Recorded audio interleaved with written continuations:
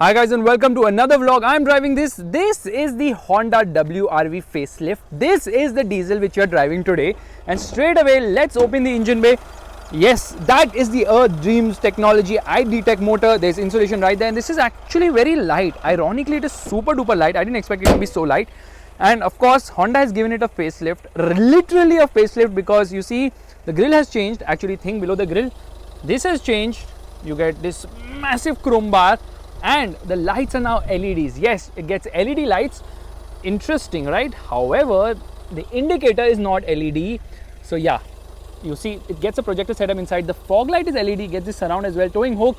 And the WRV is actually a jacked up version of the Jazz. I kid you not, it is a jacked up version of the Jazz. In fact, it's a Jazz which hit the gym and became really muscular because it is longer, wider, taller than the Jazz, having more ground clearance, bigger wheels and also a longer wheelbase.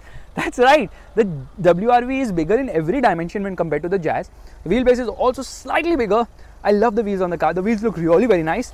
195/60/16 size of the tires, of course. And yeah, the dual tone treatment looks very good indeed. The car actually looks quite nice, but unfortunately it looks like a jacked up hatchback. It doesn't look like a compact SUV. Honda doesn't have a compact SUV to offer us.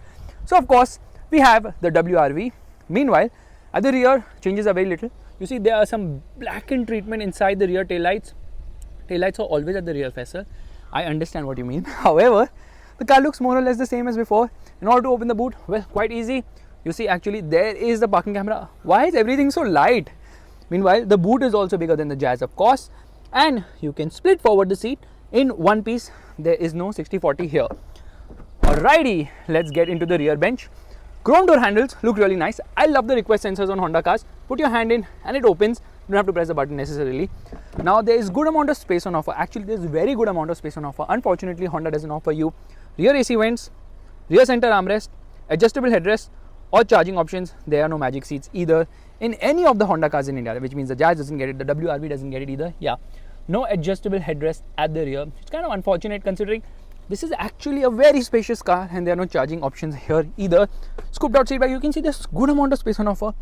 Under thigh support is not the best, but it's decent enough, and the cabin is all black, which doesn't really lend it the airy feeling. However, it now gets a sunroof. Not now, it's always got a sunroof, which has been the USP of the WRV. In fact, to be honest, the Jazz now gets a sunroof.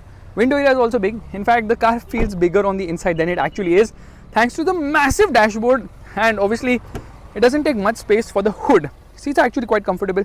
Seats get this new treatment too, which looks very sporty indeed, and the dashboard is more or less the same as before, so there's not much which has honestly changed on this car. In fact, it looks so similar as before that I don't even know why we call it a facelift. Now there is one unique feature in this car which is not present in most of the cars at this price point.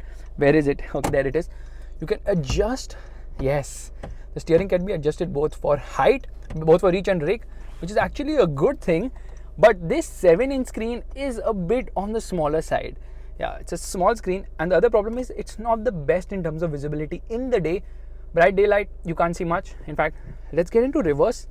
That is a reverse parking camera, and it's not very visible in bright daylight when the sun is out. Of course, the sun is not out right now. Sun is on a vacation. You can change the modes also for the reverse parking camera. That's also nice. Dashboard is really very big. It's massive. That's what she said.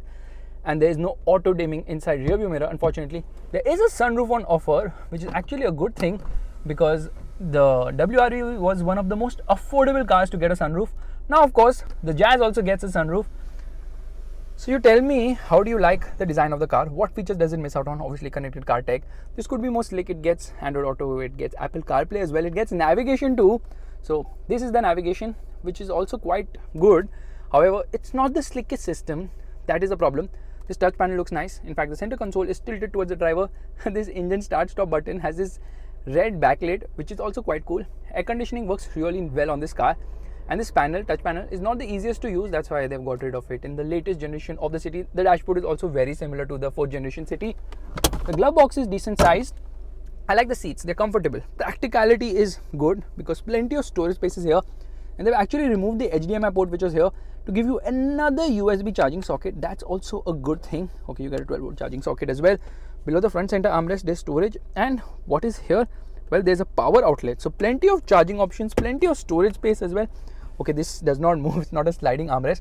Cruise control is present on this car, and these are the headlight controls. I like the instrument cluster as well. I like it more than the new City.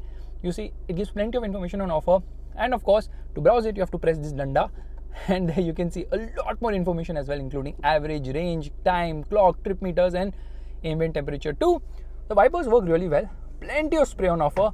But honestly, I've done a detailed review of the exteriors and interiors of the facelifted Jazz. You can just click here to see it. Let's get driving right away.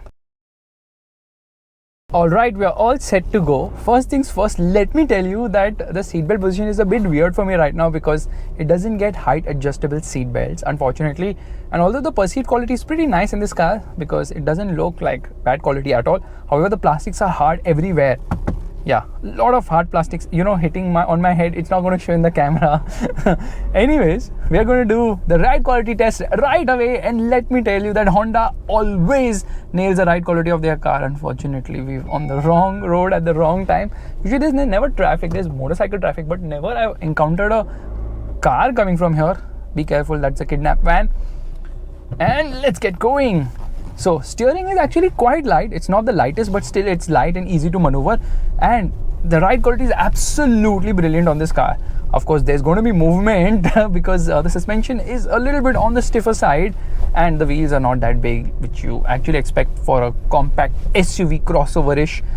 So that's the reason why you would feel a bit of the stiffness. Yeah, I know cars of this segment are coming up with 17, no, they're coming up with 16-inch wheels only, Vessel. Don't worry about that. Anyways, obviously it doesn't have the same ride quality of a Tata Nexon, but still the ride and handling balance is what really shines on this car.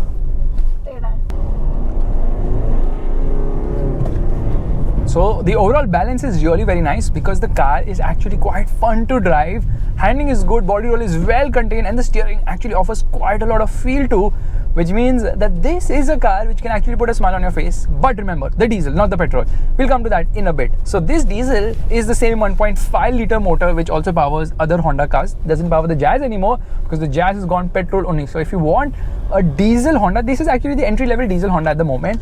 Now, it produces 100 horsepower at 3600 RPM, and the torque output is 200 Newton meters, which comes in at a rather low 1750 RPM. The only unfortunate part is that it redlines very quickly. It revs very fast with redline of 4000 RPM, which means that you don't have much to play with as such. But the good thing is that the drivability is really very nice. It's a very drivable car, and because of the good drivability, you never ever have any issue in the city because there is no turbo lag. They have actually mastered turbo lag brilliantly.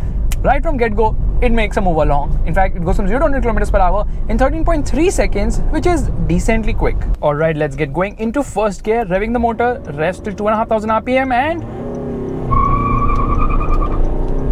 that is a lot of wheel spin, but unfortunately, as soon as the wheels spin, well, you're already at the 4000 RPM redline. So it redlines very quickly, unfortunately, which kind of robs away the performance and the fun factor from this engine. However, compared to the petrol, this is so much more fun because the petrol engine doesn't feel punchy, it doesn't have a great low-end performance as such, and just doesn't feel eager. But the diesel does. It feels really very eager. It feels really very punchy as well. And of course, the mid-range is nice, but no kick in the pants feel here at all because power delivery is very much linear with the WRV diesel.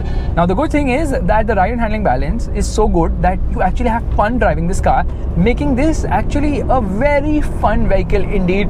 A car with a compact footprint, a car which is hatchback-like in the way it moves. So you can call it a jacked-up hatchback. Only thing is that the ground clearance is good enough so you never face any issue over bad roads. Now, the gearbox is also very slick shifting. It's a 6-speed gearbox. The clutch is also on the lighter side, so you don't have a problem at all with the powertrain of this car because it just feels so nice. In fact, it weighs 130 kgs more than the petrol, and the weight of this car is almost 1250 kgs, but it doesn't feel its weight at all. It feels light, easy, and of course sure-footed as well. At higher speeds, it remains glued to the road, but obviously this lacks grunt once you get past 120 kilometers per hour. So, you know, everything is concentrated lower down. It doesn't really find excitement in the top end as such. Braking performance is really very good, and sure-footed stopping power is on offer, along with the feature of putting your hand to stop the car. Thank you so much. If you not put your hand, I don't know if the car would have stopped or not. Anyways, let's get going into first gear, revving the motor. It revs.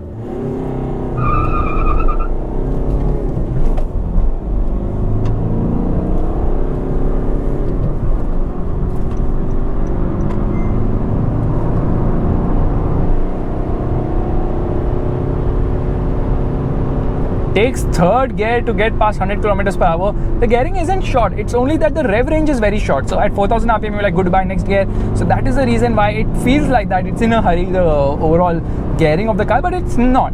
Now, of course, the Jazz has lost its diesel engine, which means that the WRV has an inherent advantage. Earlier, it was the sunroof which was the advantage. Now, of course, the Jazz also gets a sunroof. However, you see, this has a phenomenal fuel economy of 23.9 kilometers per litre, which is down by 1.8 kilometers per litre when compared to the BS4 model, because for the BS6, Honda has reduced the fuel economy of the car. Actually, they have not reduced the fuel economy intentionally, but in order to comply with BS6 emission norms, fuel economy has gone down by 1.8 kilometers per litre. But in the real world, you can expect somewhere between 16 to 20 kilometers per litre. Right now, we're getting 12.5 kilometers per litre, obviously, because I'm revving the nuts out of the motor, and of course, because I was also sitting in the car with the air conditioning on.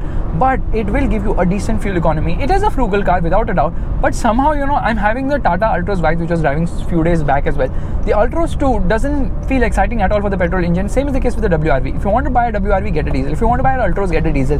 Just diesel engines are becoming so much better than the petrol counterparts, but obviously at a price gap, because for the Altroz diesel, you pay a premium of 2 lakhs over the petrol. For the WRV, you're paying a premium of 1.7 lakhs over the petrol. Now, of course, the Altroz's diesel engine is less powerful, less torque. It's okay, similar torque of 200 Newton meters, but the difference lies here that Tata's diesel engine is just more refined. Yeah, the horn is on the inside, it's not on the outside. I can hear it more for sure. इसका wheel alignment क्या है? Okay, इसका wheel alignment क्या कर देना align. Now you don't feel like you're in an SUV, compact, or whatever you want to call it, because you actually have the hatchback vibe. Somehow you feel like you're driving a Jazz, which is not a bad thing at all.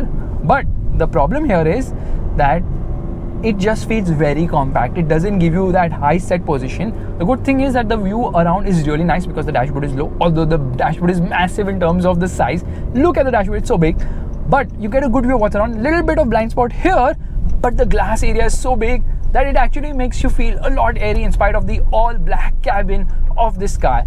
And you see all these bad roads, no problem at all for the WRV. It just takes everything in its stride without any hiccup whatsoever. So I like the ride quality of this car. I like everything to do with the driving ability of the WRV. Into first gear, revving the motor.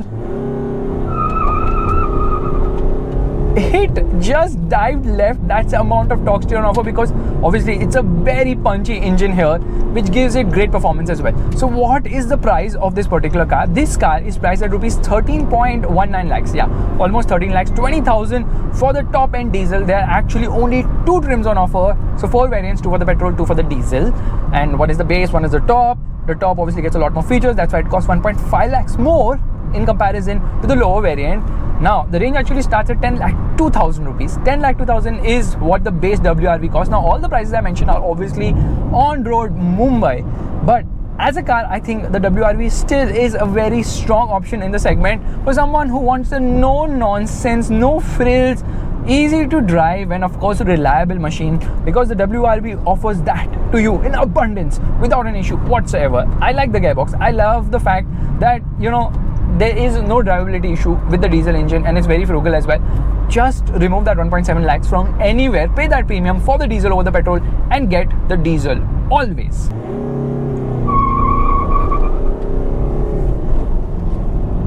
Honestly, I don't have much to talk about today because we have done a review of the WRV petrol. We have done so many reviews of the WRV that I'm like, what's new? Not much. Unfortunately, this facelift is also a missed opportunity. They could have offered a lot more with the WRV, considering that this segment is really heating up. Now that the Sonnet is here, and of course the Venue is there, Brezza has lost its diesel engine. I don't know where it lost it, unfortunately. But you know what? The WRV's USP happens to be the fact that it still has a diesel engine, which the Brezza misses out on. So all those people who are going and buying a Maruti Brezza, you can probably get the WRV. It's more practical. It doesn't have the high set position, but overall feel good factor is definitely better in the WRV, although still, yeah, better features are expected from Honda, which hopefully the next generation WRV will address. So as I see it, yes, Honda has still a lot of scope to improve with the WRV.